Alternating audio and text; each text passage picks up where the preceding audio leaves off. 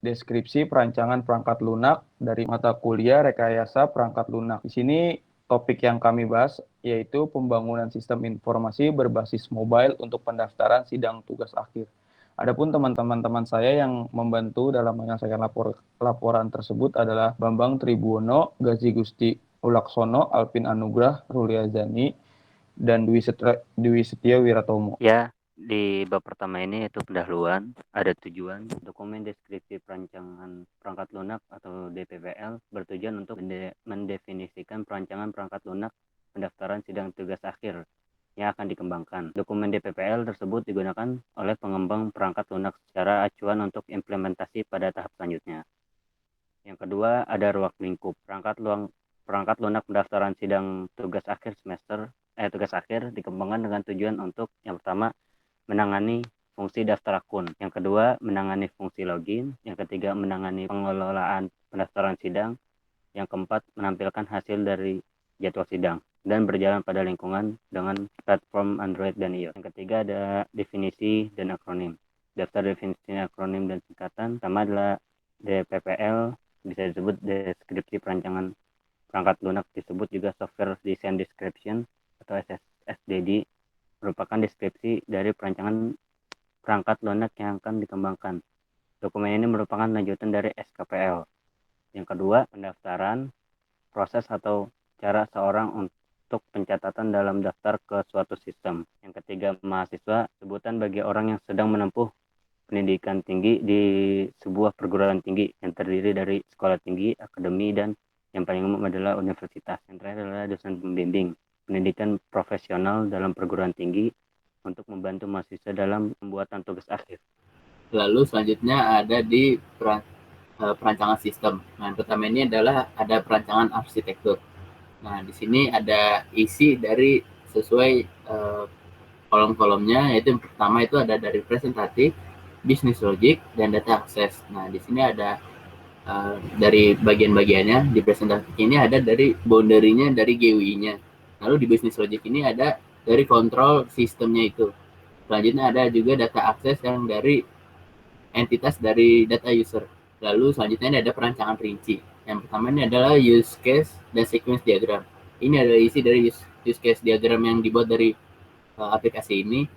Yang pertama ini ada fitur untuk daftar, lalu ada login, dan juga daftar sidang, dan hasil terakhir adalah hasil jadwal sidang untuk mahasiswanya. Nah, ini adalah dari use case subsistemnya. Yang pertama ini adalah daftar. Yang pertama ini user akan melakukan daftar di user interface-nya, lalu sistem akan menerima dari formulir yang diisi dari user, lalu selanjutnya sistem mengirim data ke database dan database menyimpan datanya. Lalu sistemnya mengonfirmasi dari pendaftaran user dan user akan berhasil dapat notifikasi berhasil konfirmasi untuk login. Lalu selanjutnya ini ada use case login. Yang pertama itu ada user akan melogin ke user face dari aplikasi tersebut. Lalu sistem akan memvalidasi dari username dan password dari user. Lalu database akan mengecek apakah itu benar atau salah.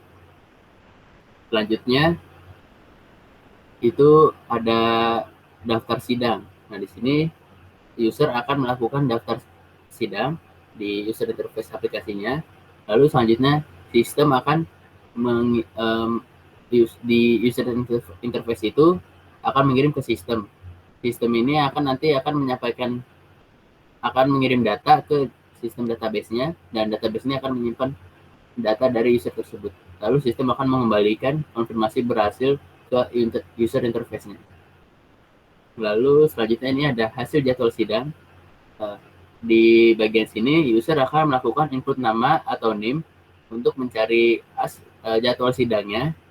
Nah, di interface ini user akan menginput nama atau NIM, lalu sistem akan validasi data dari inputan tersebut, lalu database akan mencari datanya, apakah ada atau tidak. Kalau ada, database akan mengirim data jadwal sidangnya ke sistem. Lalu sistem akan menampilkan jadwal sidangnya ke user interface-nya itu tersebut. Nah, ini selanjutnya ada kelas diagram. Nah, kelas diagram itu ada login, daftar sidang, data user, sama hasil jadwal sidang. Untuk deskripsi kelasnya di daftar akun itu pertama, jadi daftar akun ini memakai default constructor yang digunakan untuk inisialisasi semua atribut dari kelas ini. Input data dari daftar akun ini adalah varchar. Operasi ini digunakan untuk mendaftarkan akun jika belum punya akun. Data yang diinputkan oleh user berupa name, username, dan password. Lalu yang kedua itu ada specific design class login. Nah, ini untuk digunakan untuk inisialisasi semua atribut dari kelas ini. Dan inputan dari data login ini berupa varchar. Operasi ini digunakan untuk login ke dalam aplikasi dan yang diinputkan oleh user berupa username dan password. Yang ketiga itu ada specific design class untuk data user. Nah, ini masih menggunakan default constructor yang digunakan untuk inisialisasi semua atribut dari kelas ini. Input data user ini masih berupa varchar. Operasi ini digunakan untuk memasukkan data dari user tersebut yang berupa name, nama, tempat tanggal lahir, jenis kelamin, judul tugas akhir, dan dosen pembimbing. Yang keempat adalah di specific design class daftar sidang. Nah, operasi ini digunakan untuk mendaftar sidang tugas akhir. User menginput data user sebagaimana syarat untuk mendaftarkan sidang. Dan yang kelima ada specific design class hasil jadwal sidang yang menggunakan varchar, yang inputannya berupa varchar. Operasi ini digunakan oleh user untuk melihat jadwal sidang dari masing-masing user. User menginput data berupa nama dan name agar bisa melihat jadwal. Ya, selanjutnya perancangan data. Yang pertama ada dekomposisi data. Deskripsi data yang pertama adalah entitas daftar akun. Yang terdapat pertama name dengan tipe integer dengan panjangnya 20 serta menggunakan foreign key dan primary key. Selanjutnya terdapat username menggunakan tipe data varchar dengan panjang 20. Selanjutnya ada password menggunakan tipe data integer dengan panjang 20. Yang kedua, deskripsi entitas login. Terdapat nama login dengan tipe datanya varchar panjangnya 20. Selanjutnya input data login dengan tipenya varchar panjangnya 20. Selanjutnya deskripsi entitas data user. Yang pertama terdapat nama dengan tipe data varchar dengan panjang 30 menggunakan primary key. Selanjutnya name dengan tipe integer panjangnya 10 menggunakan foreign key dan primary key. Selanjutnya tempat tanggal lahir dengan tipe varchar panjangnya 30. Selanjutnya jenis kelamin dengan tipe string panjangnya 10. Selanjutnya judul tugas akhir dengan tipenya varchar panjangnya 30. Dan yang terakhir dosen pembimbing dengan tipe varchar panjang 30. Yang keempat, deskripsi entitas daftar sidang. Data yang pertama daftar sidang dengan tipe varchar panjangnya 50. Selanjutnya input data user dengan tipe varchar panjangnya 20. Dan yang terakhir, deskripsi entitas hasil jadwal sidang. Yang pertama, input nama dengan tipe varchar panjang 30 serta menggunakan primary key. Dan yang terakhir, input name dengan tipe integer panjang 10 menggunakan foreign key dan primary key. Ini dia PDM-nya. Selanjutnya kita akan ke perancangan antarmuka. Iya, di sini yang keempat, perancangan antarmuka. 4.1 tampilan awal. Tampilan awal ini memiliki tujuan dari tampilan ini untuk memperkenalkan sebuah aplikasi yang sedang kita buat. Di dalam tampilan awal ini kita dapat melihat sebuah gambar dan tulisan yang berisi perkenalan aplikasi yang akan kita gunakan. Jadi ketika user menggunakan aplikasi tersebut, user tidak akan kebingungan karena di sini sudah ada tampilan awal yang menjelaskan tentang isi dari aplikasi tersebut. Lalu 4.2 yaitu home login. Di antarmuka ini merupakan tampilan awal web. Selain berisi tentang informasi mengenai sistem informasi pendaftaran sidang, aplikasi ini juga dapat untuk melakukan proses login ke dalam sistem yang hanya diperuntukkan untuk user. User harus menginput username dan password dengan benar pada textbook yang telah disediakan. Pada saat tombol login ditekan, sistem akan mengecek username dan password yang diinput dengan username dan password yang tersimpan pada database. Jika kita belum mempunyai akun, kita dapat membuat akun dengan mengklik buat akun baru. Antarmuka ini digunakan untuk membuat akun baru yang bertujuan apabila user belum mempunyai akun bisa dapat dibuat di sini. Text box ada pun yang harus diinput dalam text box-nya itu yaitu name, username, dan password. Apabila sudah terpenuhi, kita klik buat akun, lalu akan ada konfirmasi dari sistem yang akan menyampaikan bahwa pembuatan akun sudah berhasil dibuat. Contohnya ada di bawah ini. Lanjut yang 4.4 yaitu menu utama.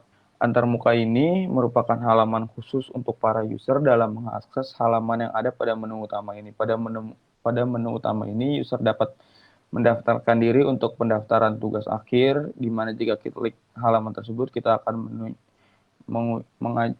mengacu pada tugas akhir yang akan kita buat nanti ya. Kalau kita klik pendaftaran sidang, nanti akan muncul form di mana kita akan memasukkan data diri kita untuk sidang nantinya. Dan jika kita klik jadwal sidang, kita akan menginput nama dan NIM kita dan akan keluar jadwal sidang yang telah ditentukan oleh sistem. Lalu 4.5 pendaftaran tugas akhir. Di sini antara muka sini adalah pendaftaran sidang tugas akhir. Kita masukkan judul tugas akhir kita, terus kita masukkan calon pembimbing siapa yang ingin kita pilih, terus pertemuan tugas akhir. Seperti itu. Terus yang 4.6 pendaftaran sidang tugas akhir. Di antara muka ini digunakan untuk mengakses data diri kita ketika kita sudah menyelesaikan tugas akhir. User dapat menginput data diri dengan benar sesuai dengan apa yang telah tersedia di forum. Jika sudah terisi dengan benar, maka klik submit dan data akan tersimpan di database sistem. Lanjut ke jadwal 4.7 jadwal sidang. Di antara muka ini jika kita ingin melihat jadwal sidang kita yang telah dibuat oleh sistem, kita harus menginputkan nama dan NIM kita. Jika kita klik masuk, kita akan masuk ke halaman 4.8 yaitu jadwal sidang. Kita masuk ke jadwal sidang, nanti akan keluar database kita yang tadi kita input. Contohnya nama, kita akan keluar NIM kita, tanggal sidang kita kapan, terus tempat sidang kita di mana, ruangan sidang kita. Jadi sekian presentasi dari kelompok kami, kurang lebih ya mohon maaf. Wabillahi taufiq wal hidayah. Wassalamualaikum warahmatullahi wabarakatuh.